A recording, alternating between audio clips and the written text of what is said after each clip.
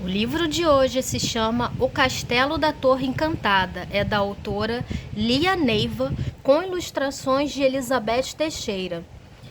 É da editora É de Ouro Publicações de Passatempos e Multimídia LTDA. Gente, acho que é a primeira vez que eu pego um livro dessa editora, então não sei se essa editora ainda existe, até porque esse livro é um livro antigo. Ele foi publicado em 1996. A capa dele é assim. Por sinal, esse livro ele fez parte de uma exposição internacional de ilustrações para crianças, lá na Itália, em 97. Essa daqui é a parte de trás do livro e tem a sinopse que eu vou ler para vocês. Era uma vez um castelo sombrio com uma torre alta e sinistra. Ficava na montanha das 7 pontas, no país das maravilhas. Quando por aquelas terras só viviam reis e príncipes, feiticeiros e dragões, bem antes dos super-heróis com punhos de aço. Ninguém se atrevia a enfrentar os perigos da floresta, e mesmo se tal criatura houvesse, não passaria pelas abominações que existiam para além de seus limites. Na montanha das 7 pontas, os meses eram sem novidades, até que numa tarde o arauto anunciou o inesperado. Essa é a imagem que vemos quando abrimos o livro.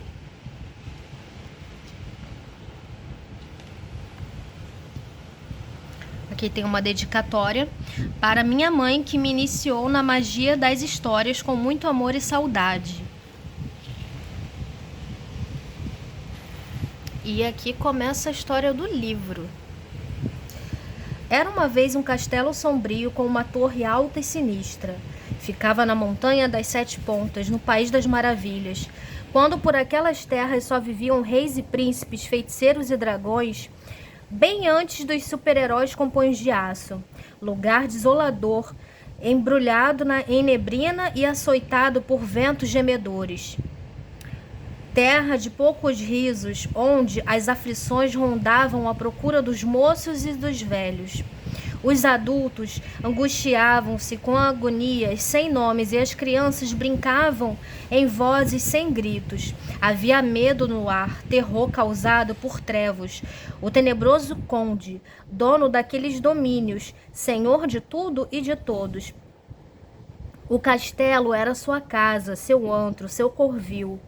Sabe-se que uma palavra sua, 1000 encantamentos brotariam do chão para encobrir o céu.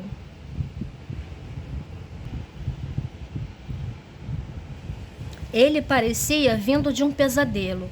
Corpo cheio de manchas, cabelo desgrenhado como um ninho de ratazana, olhos embaçados e mortos, feitos de um cego. Uma figura aterradora que nem os mais tolos conseguiam suportar sem calafrios. E, como se esta presença não bastasse, havia também os rumores sobre as coisas que aconteciam nos escuros do castelo. Nenhuma testemunha dos fatos, nenhuma prova. Nem era preciso. A imaginação garantia que alguém como Trevos tinha que lidar com segredos impensáveis. Prepara talismãs para matar. Bebe da água da vida e só morrerá no fim dos tempos. Domina todas as forças do mal. Era suficiente para atemorizar o povo, para lhe baixar a cabeça e quebrar a vontade. Em meio a tantas amarguras, havia uma alegria. Aquela de contemplar e louvar Arabella, a infeliz sobrinha de Trevos. Princesa melhor não havia, nem tão linda e graciosa. Pele macia feito pêssego, olhos cor de framboesa selvagem, lábios vermelhos como cerejas. Princesa Pomar, apelido afetuoso que ela proibira após o misterioso desaparecimento de seus pais. Aumentaram-lhe as saudades de sua mãe, que os inventou asseguravam a todos. Estranho fato, sem qualquer explicação, o casal sumira na floresta dos largatos que cercavam a montanha. Desconfiam-se do conde. Desaparecer com o irmão era bem o seu feitio, mas não lhe faziam acusações em voz alta. Era tudo murmurado atrás das portas, porque a coragem do povo se fora e não aparecia quem a trouxesse de volta.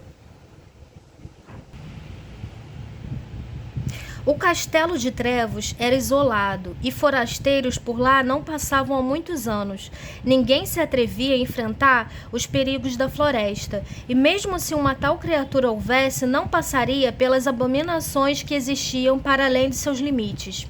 Como vencer o malvado dragão do norte com o seu descomunal corpo flamejante, ou o malvado dragão do sul, de grandes asas escamosas? Quem ousaria medir-se com o malvado dragão do oeste, feito de fogo, ou atravessar o tormento pântano do leste, cujo malvado dragão fora arrastado para as profundezas do lodo pelas mãos vinguentas de quem lá vivia? O último visitante da montanha das 7 pontas tinha sido um velho e esperto mago do oeste que havia feito, algum tempo antes, um acordo de paz com o dragão, ensinando-lhe, em troca de proteção, o seu segredo de transformar pedra em ouro. Apesar do trato, algo saíra errado na tarde de sua volta para casa, pois o céu daquele lado se avermelhara de modo mais suspeito, ensanguentando-se como jamais. O povo da montanha jurava ter ouvido lacinantes gritos de agonia, enquanto caía o sol. Triste fim para o desditoso mago. A partir dessa tragédia, mais ninguém tentou chegar ao castelo e, com isso, cresceram os mistérios à sua volta. Afastados do mundo, os moradores da montanha se enredaram uns com os outros numa interminável ciranda sem novidades. Arabella, a solitária sobrinha, cantava, tecia e bordava para enganar o tempo. As pessoas diziam: "Pobre princesa linda, sofre com o tio que tem." Alheia aos comentários, ela enfrentava com bravura aquele destino cruel. Mas não era só da mesmice que padecia a montanha, havia algo pior. Havia o sábado. Todas as semanas, ao raiar da sexta aurora, a princesa subia os degraus da Terra Sinistra, lugar onde ninguém ousava ir e onde os pássaros nem se atreviam a pousar. Era amaldiçoada. Habitada, sabiam todos, por uma terrível e poderosa bruxa. O conde fez a princesa trabalhar para a feiticeira, dizia o caçador. Cuidar de seus sapos e corujas, dizia o chefe da guarda. Tomar os caldos borbulhantes que ela prepara, diz a molheira. Durante o resto da semana, a torre ficava abandonada à escuridão e ao silêncio, mas aos sábados se transformava. Gritos e estrondos saíam das entranhas, faíscas fugiam por todas as janelas, carregando bruxarias e fumaças negras, voando sobre as pobres casas dos camponeses, cobrindo-as de magia. Reinava o mal absoluto. Trevos, desaparecido nesses dias, devia estar com certeza lá em cima na torre, obrigando a Arabella a ajudar a terrível criatura. No primeiro instante de domingo, uma gargalhada pavorosa cortava a noite, e então todo o terror acabava, a tranquilidade voltava e a princesa reaparecia trêmula e abatida, com olheiras profundas e num quase desmaio. Quem por acaso a encontrasse no pátio àquela hora baixaria os olhos para não ver tanto sofrimento.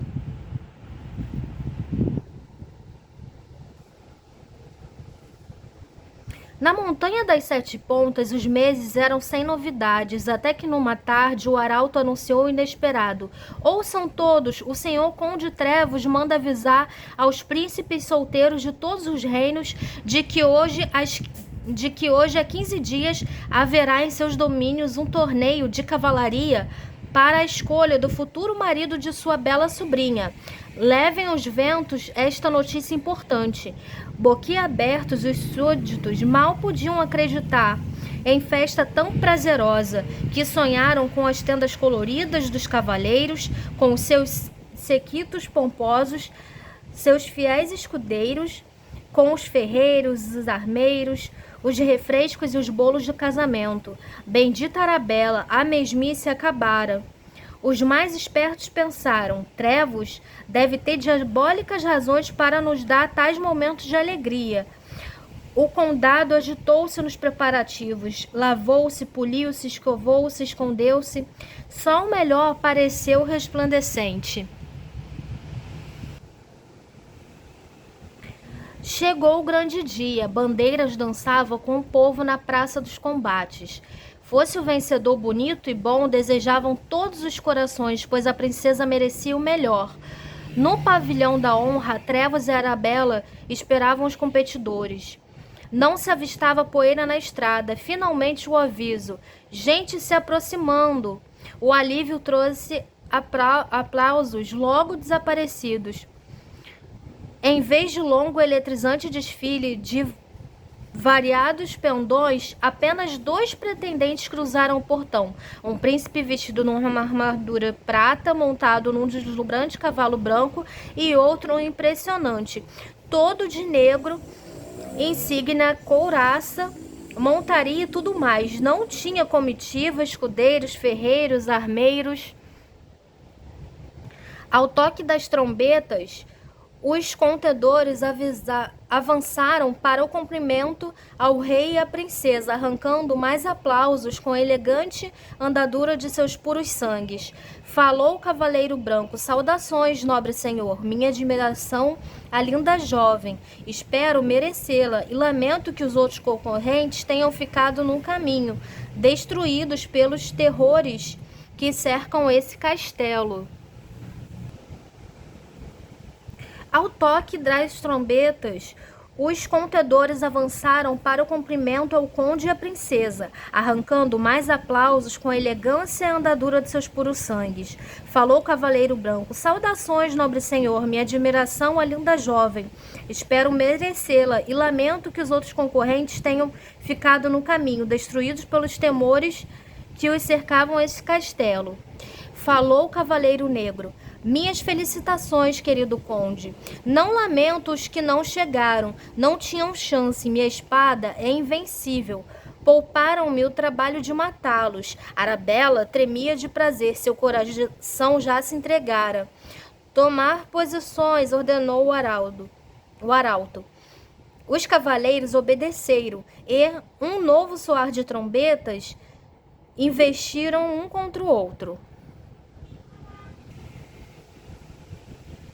Quem nunca viu uma luta desse tipo não imaginava a emoção que ela provocava. Cavalos relinchando agitados, lanças e espadas partindo-se como gravetos, armaduras rasgadas por golpes que os escudos não aguentavam aparar, dor, sangue e finalmente o derrotado no chão, quieto para sempre. Viva o Cavaleiro Branco! Arabella levantou-se de um salto. O vencedor descobriu-se e galopou em sua direção para lhe oferecer a vitória em sinal de compromisso. Os súditos do conde encantaram-se com a beleza do príncipe, mas a vida real é cheia de surpresas, e o que aconteceu então provocou o maior espanto. Arabella, com as mãos crispadas e o rosto tenso, virou-se e correu para a torre, acompanhada por uma chuva de raios. Esquecido da armadura, o cavaleiro branco tentou desmontar-se e alcançá-la. Não conseguiu. Estatelou-se ruidosamente. O povo, confuso com a fuga da princesa, não sabia o que pensar. Arabella destrancou a torre e desapareceu na escuridão. Será que ela não gostou do ganhador? Levantando-se com dificuldade, o cavaleiro exigiu explicações. Trevos choramingou: pobre de mim, não sou o terrível conde que todos imaginam, nem Arabella é a doce princesa que parece. A filha do meu irmão é a encarnação da maldade, a perversidade em pessoa, é uma bruxa capaz dos piores crimes. Pensei que um nobre amor a transformasse, enganei-me. Ela sentiu a crueldade do cavaleiro negro e se apaixonou. É fingida traição traiçoeira, invejosa e desnaturada. O rosto lindo esconde um monstro. Um dia ela saiu com os pais e voltou sozinha, dizendo: papai e mamãe foram embora. De agora em diante, não me chamem mais de Princesa Pomada, detesto esse apelido. Evito pensar naquela manhã fatal, porém desconfio de coisas terríveis. Tudo poderia ser diferente se eu tivesse coragem, mas não. Quando Arabella faz as suas bruxarias às noites de sábado, eu me escondo num lugar secreto. Morro de medo, mas não sei como me livrar dela. Agora, enraivecida pelo final trágico de seu querido Cavaleiro Negro, ela nos fará pagar muito caro. Cruéis são as decepções, mas a imaginação é coisa poderosa e altivo. Este era o nome do Cavaleiro Branco. Logo remendou seu coração partido com um pedaço de esperança, pensando em Floricena e Floralinda, duas formosas e casadoras princesas que viviam no sul. Por isso respondeu decidido: nobre senhor, tira-me desta armadura e a minha espada o vingará. Antes que a promessa pudesse ser cumprida, a janela da torre se abriu e Arabella apareceu. Ergueu os braços invocando o mal, imediatamente surgindo do nada uma carruagem puxada por dois monstros alados. A bruxa segurou as rédeas e, gargalhando, sumiu entre as nuvens. A torre encantada então desmoronou como se fosse feita de cartas. Altivo afirmou: ela será apanhada por um dos dragões e suas maldades terminarão. Viva! Gritou a multidão. Olha só ela indo embora. Gente, quem esperava que a princesa fosse uma bruxa, Má? Voltando para seu reino, Altivo parou na Terra das Ciências e comprou para a Trevas um par de rodelas de vidro especial para serem colocadas diante de seus olhos. Os sábios dali haviam garantido que aquele invento desembaçaria o olhar de quem o usasse.